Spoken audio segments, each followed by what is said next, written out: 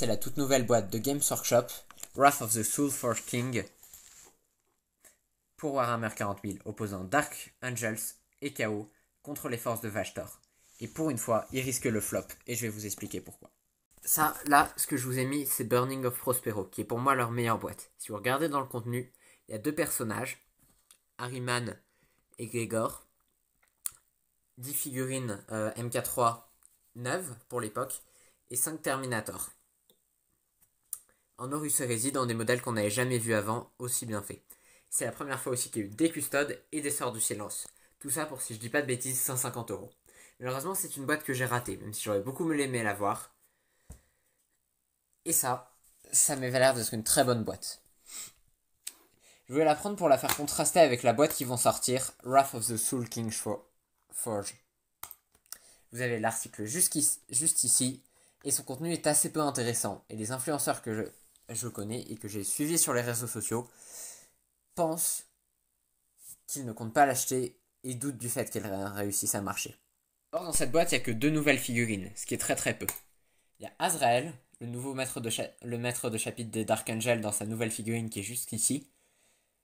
C'est une très belle figurine, mais bon, c'est pas super original, donc on va en parler. Et il y a Vashtor. Vashtor, il est super beau. Ça, c'est un nouveau personnage ressorti avec le lore là, Ark of Omens. Et il n'y a aucun doute là-dessus. Je vais pas remettre en question. Très très belle figurine. On n'en parlera pas. Le reste qui pose problème, c'est que le reste de la boîte, c'est pas extrêmement intéressant. Mais déjà, parlons d'Azrael. Malgré que la figurine soit extrêmement dynamique et extrêmement belle, elle change très peu de son ancienne figurine. Elle sera sans doute assez chère, dans les 35 € si on suit les nouveaux prix qui sont assez abusés. Et si on la compare, c'est ça l'ancienne. Alors, ils ont replacé les éléments dans différentes positions, mais c'est exactement la même chose. La figurine doit dater d'il y a une vingtaine d'années et ça n'a pas changé. Le Watcher in the Dark qui est juste ici, il doit pouvoir être posé sur un socle différent de ce que j'ai compris. Et à part la taille, il n'y aura rien qui changera.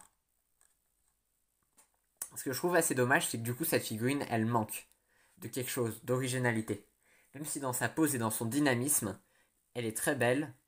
Elle a un côté Primaris un peu banal comme toutes les figurines Primaris. Même si elle sort du lot avec ses drapés, elle n'a pas quelque chose qui la rend si spéciale de maître de chapitre des Dark Angels. Et je trouve que ça, c'est quelque chose de très dommage. J'espère que pour les autres figurines Dark Angels, déjà j'espère qu'ils vont ressortir toutes les figurines Dark Angels ou pas les supprimer, parce que ce serait vraiment dommage qu'on perde le nombre de personnages nommés. Personnellement, j'adore les personnages nommés. Et c'est quelque chose qui, vraiment, si ça disparaît, il y aura une partie de Warhammer qui s'en va. On ne peut pas remplacer les personnages nommés par des intercessors, par des personnages non nommés. Ceux qui tiennent le lore, ceux qui tiennent l'univers. J'espère que s'ils ressortent, il y aura quelque chose de différent. Ce ne sera pas juste dans une pose dynamique les mêmes figurines, sans plus d'originalité, dans la même banalité qu'il y a 20 ans. Ce que vous voyez juste ici, elle coûtera sans doute 170 € de ce que j'ai compris. Et c'est très cher.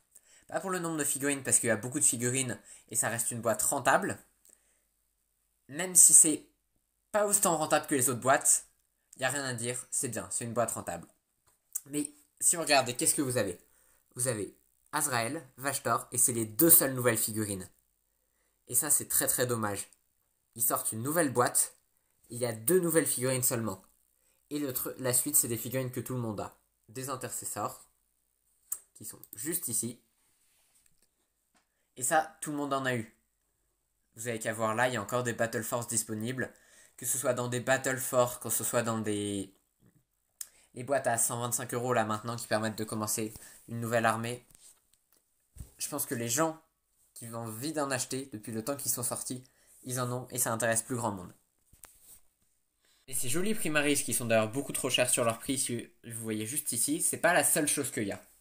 Et autant vous les montrer en vrai, l'autre truc qu'il y a, c'est les Terminator Dark Angels de la première compagnie. Ceux-là, c'est ceux de mon frère, ils sont pas entièrement peints si vous regardez. Il les a eu avec la boîte Dark Vengeance ou avec une de ses extensions. Aujourd'hui, ça coûte 45 €, un peu trop cher. Ça a beau être des belles figurines, tous les joueurs Dark Angels la preuve en est, parce que mon frère était un joueur Dark Angels, en ont. Avec toutes les boîtes qui sont sorties, en plus, on les retrouve dans les Battle Force, on les trouve. Il n'y a personne que ça intéresse. C'est vraiment. C'est pas qu'elles sont pas belles, parce que c'est. Même si elles ont vieilli dans leurs détails, même si elles mériteraient peut-être une refonte, que ce soit en Primaris, que ce soit en armure Indometus comme ça, ou que ce soit dans des armures plus vieilles du genre Tartaros ou Cataphracti, elles sont belles et elles valent quand même le coup.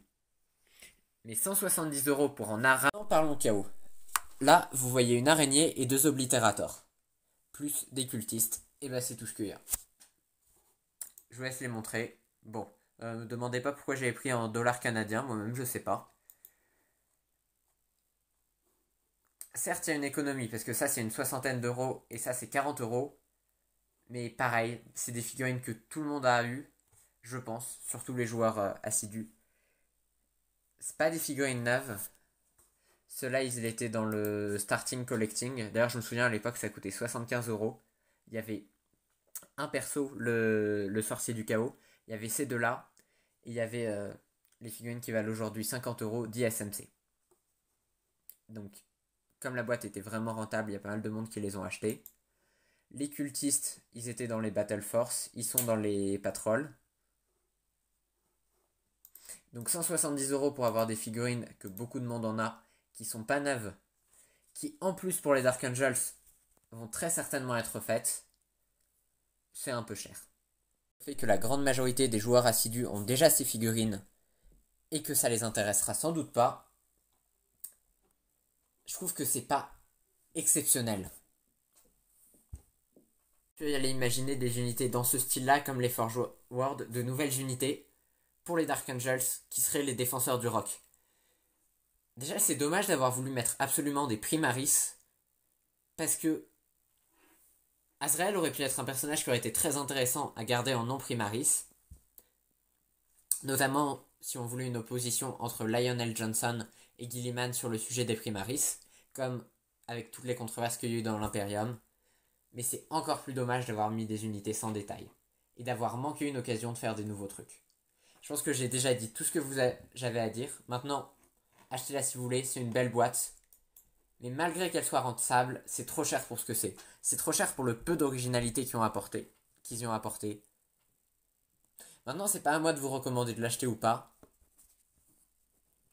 Tout ce que je vous recommande, c'est de vous abonner. À la prochaine. Il y a plein de sujets dont on va parler. Surtout avec toutes les nouvelles informations qui arrivent sur Warhammer. Je pense qu'on est vraiment dans une période importante. Abonnez-vous. Salut.